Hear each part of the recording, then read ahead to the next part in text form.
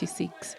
Was born in Tlapeng village, a few kilometers from Ganyesa in Kagiso-Nomolopo area, within the district of Buphirima, now called Dr. Ruth Mompati District Municipality in the northwest. Born on the 14th of September 1925, she grew up in a thoroughly rural environment. In 1944, she started her teaching career at the age of 19 in Ditakwaneng Primary School near Vryburg in the northwest. She is passionately known as Mama Ruta within her community. In 1952, she moved to Johannesburg and became an active member of the ANC Orlando branch. In the same year, she studied shorthand typing. In 1953, she was employed by Mandela and Tambo attorneys as a shorthand typist. She became a member of the National Executive Committee of the ANC Women's League and became one of the founder members of the Federation of South African Women the following year. She was one of the organizers and leaders of the Anti-Pass Law March in Pretoria on the 9th of August 1956. In 1962, she left the country for military training with Mkondo Wesizwe in then Soviet Union.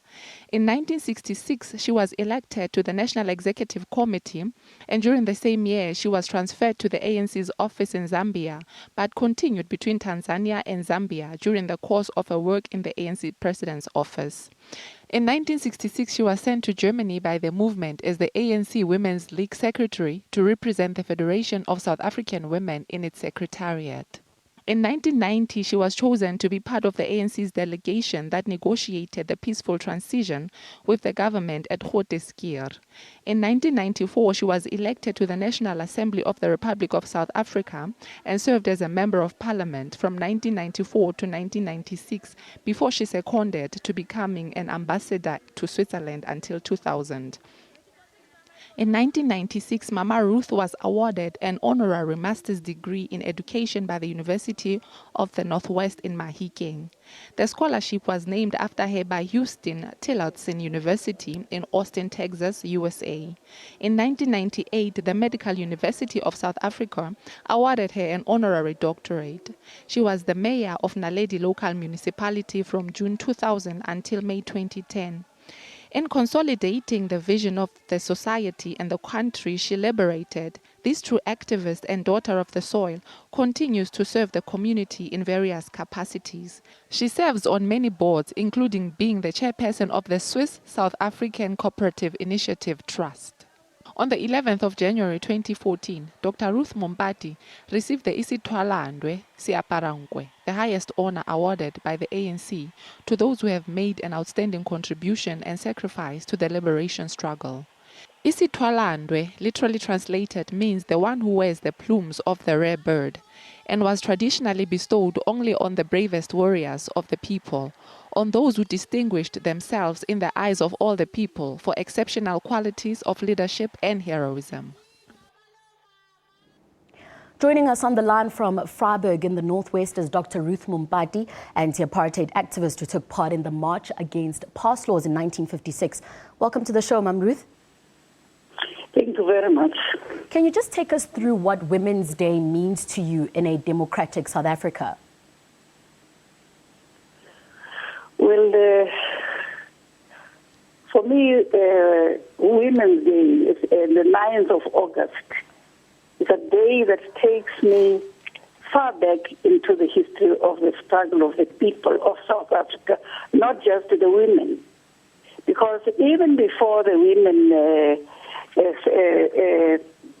went about struggling in support of the organization, and even before they marched to Pretoria, they were very busy in their organizing the African National Congress, being part of the struggle for a free South Africa, which meant that they also were fighting for the liberation of women, who were then at that time even more oppressed than their men.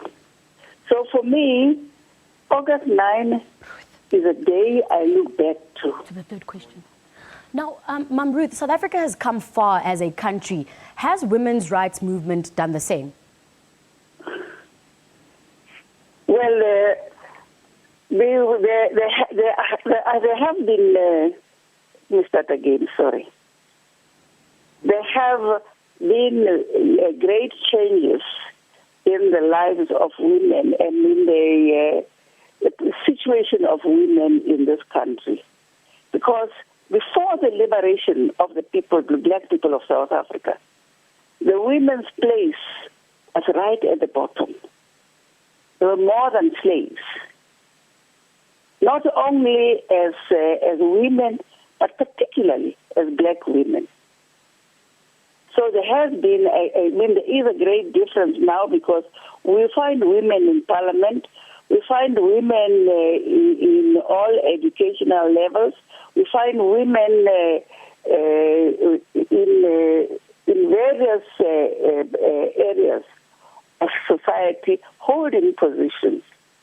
Now, Doctor, I am not saying that there is not more that can be done.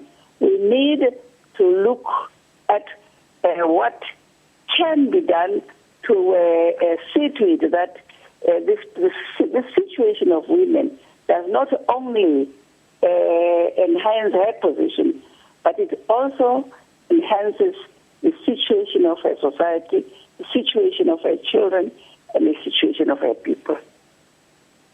Now, Doctor, the country is now in an economic transformation phase. Do you think women are economically emancipated? Are we at a point where we're getting there? Well, I don't think that the women are any different from the men, because how do you separate them? But there is definitely a difference from what women were before to what they are today, because you do find women who are in